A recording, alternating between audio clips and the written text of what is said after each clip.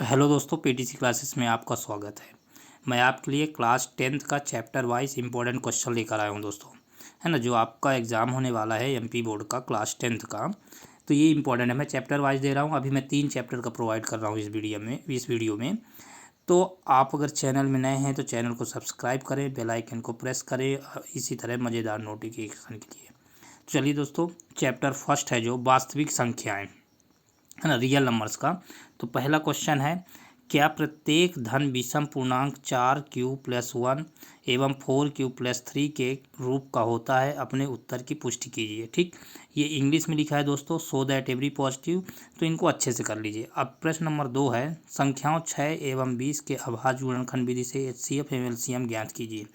तो ये इंग्लिश से क्वेश्चन लिखा है, तो हिंदी इंग्लिश आप अच्छे से सॉल्व कर लीजिएगा, है ना। अब एक क्वेश्चन नंबर 3 है, अभाज्य गुणनखंड विधि से एचसीएफ एवं एलसीएम ज्ञात कीजिए, है ना।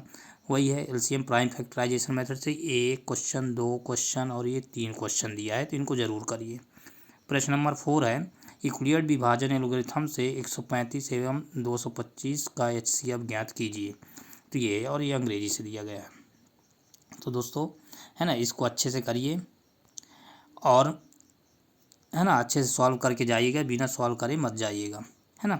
ये बहुत ही इंपॉर्टेंट है। अब चलिए प्रश्न नंबर 5 है, सिद्ध कीजिए कि √3 अपरिमेय है। तो प्रूव दैट √3 इज इरेशनल। तो √3 है, √5 है, ये करके जाइए, ये इंपॉर्टेंट है अपने आप में। चलिए, अब इसके अलावा आप पढ़ सकते हैं, अगर आपका मन है, पहले इन क्वेश्चन को जरूर करके जाइए दोस्तों। अब देखिए चैप्टर नंबर 2 का है बहुपद पॉलिनोमियल्स। प्रश्न नंबर 1 है कि एक द्विघात बहुपद ज्ञात कीजिए जिसके शून्यांकों को योग एवं गुणनफल है। तो अंग्रेजी से ये है, तो देख लीजिए, ये सबसे इंपॉर्टेंट है, ये मोस्ट इंपॉर्टेंट है। ये देखो मैं कर दिया, ये बहुत ही इंपॉर्टेंट है, एक क्वेश्चन जरूर आएगा। अब हो सकता है इसी में से आ जाए, है ना। ये जो 4 क्वेश्चन है, इनके अलावा मत करिए, आप आ जाएगा। प्रश्न नंबर 2 है, एक क्वेश्चन इससे भी आएगा, इंग्लिश से पढ़े दे रहा हूँ। Find the zeros of the following quadratic polynomials and verify the relationship between the zeros and the coefficients. अगर आपसे सॉल्यूशन नहीं बनता दोस्तों, प्लेलिस्ट में जाइए, है ना, सेकेंड चैप्टर में जाइए, आपको सॉल्यूशन मिल जाएगा बाकायदे के साथ। तो ये क्वेश्चन सॉल्व करे बिना मत जाइए पेपर में, मेरा आग्रह है आप लोगों से, है ना। नहीं तो आप चले जाएंगे, फिर दिक्कत होगी आपको, है ना। वीडियो पेपर से जाने के पहले देखिएगा, बाद में नहीं। प्रश्न नंबर 3 है, देख लीजिए। प्रश्न नंबर 3 है यहाँ पे,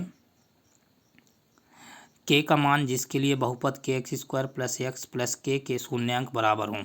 तो ये है, तो ये अंग्रेजी से लिखा है, तो आप देख लीजिए अपने हिसाब से। चलिए, ये 3 क्वेश्चन मैं प्रोवाइड किया हूँ आपको, तो ये 3 में से ही आएगा, तो देख लीजिएगा। अब चैप्टर नंबर 3 है, 2 चर वाले रैखिक समीकरण युग्म, pair of linear equation in 2 variables, और बाकी ऑप्शनल में आएगा, देख लीजिएगा। तो देखिए प्रश्न 1 है, रैखिक समीकरण युग्म के प्रतिस्थापन विधि से हल कीजिए, ना। सब्स्टिट्यूशन मेथड से करना है। एक क्वेश्चन, 2 क्वेश्चन, 3 क्वेश्चन और ये 4 क्वेश्चन, सब्स्टिट्यूशन मेथड आएगा आएगा आएगा, अभी से बता दे रहा हूँ, है ना। आप सॉल्व करके जाइएगा।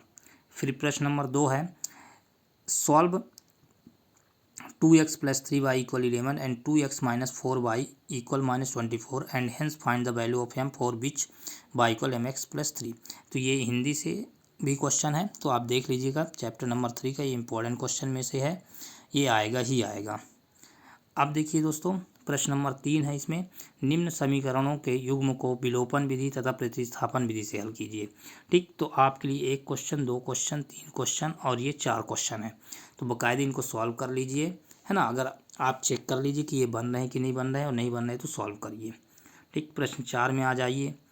The difference between 2 numbers is 26 and 1 number is 3 times the other. तो मैंने वीडियो में सॉल्व कराया है, तो आप इंपॉर्टेंट क्वेश्चन की सीरीज में जाइए और ले लीजिए, है ना। सॉल्यूशन अगर नहीं बनता और बनता है तो कोई बात नहीं, स्किप करके अगला क्वेश्चन करिए आप।